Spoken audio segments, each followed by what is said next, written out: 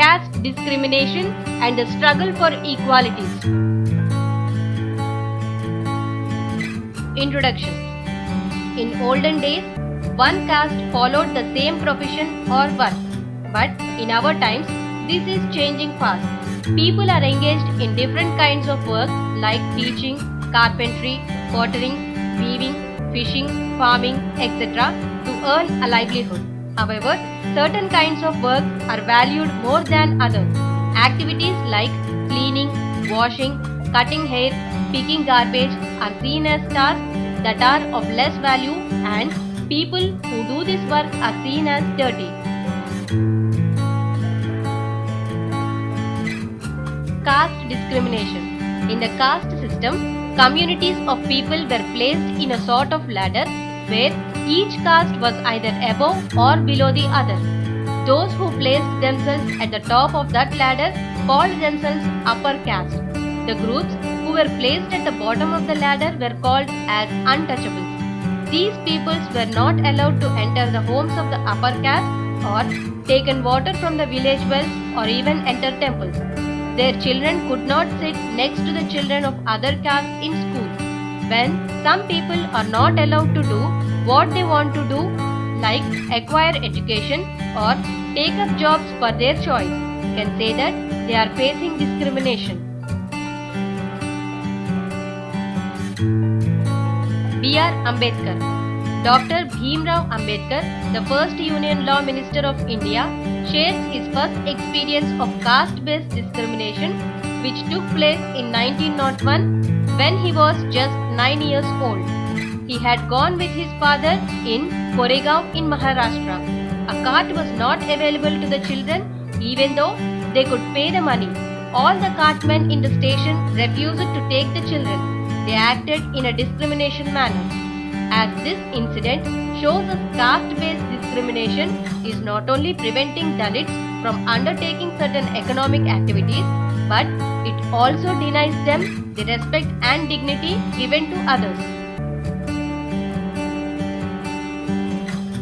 Om Prakash Valmiki. Om Prakash Valmiki is a famous Dalit writer.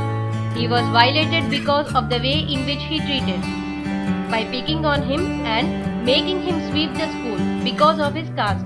Om Prakash Valmiki's schoolmates and teachers hurt his dignity badly and made him feel that he was not equal to all other students in the school. It was his father who, on seeing him sweep, felt angry by this unequal treatment and confronted the teachers. Striving for equality. Later on, many new aspects like eating together, untouchability, etc. emerged. All people, irrespective of their birth or profession, can perform good deeds are emerged in the society. Dalits, women, tribals and peasants fought against the inequalities.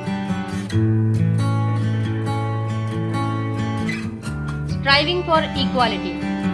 In the 19th and 20th centuries, several social reformers fought to create a new social system based on freedom, equality, brotherhood, dignity and economic justice. They include Jyotirao Govindarao, who fought to secure the human rights and social justice for low-class people.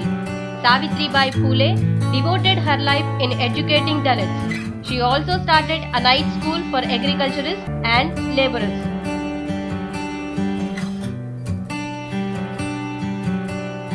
Periyar aroused people to realize that all men are equal and it is the birthright to every individual to enjoy liberty and equality.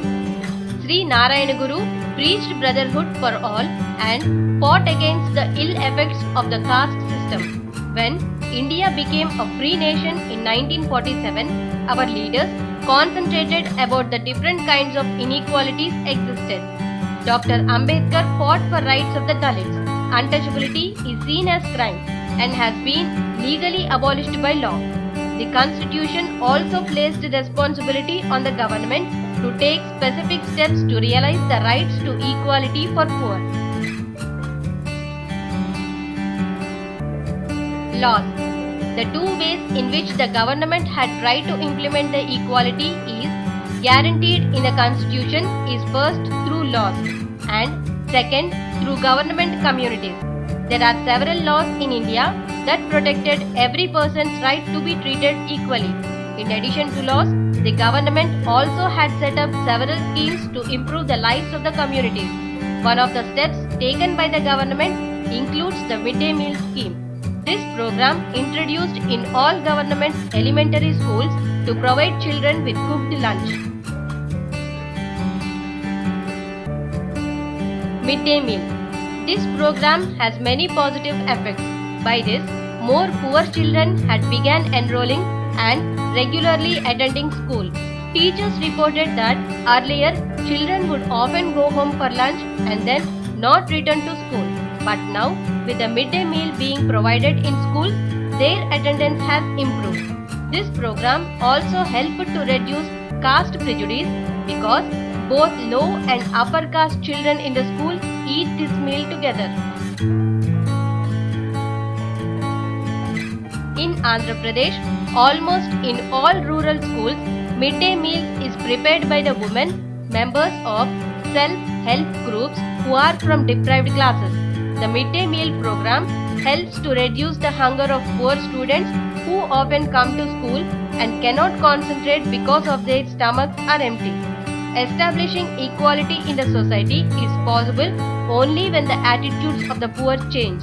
People began to believe that no one is inferior and every person deserves to be treated with dignity.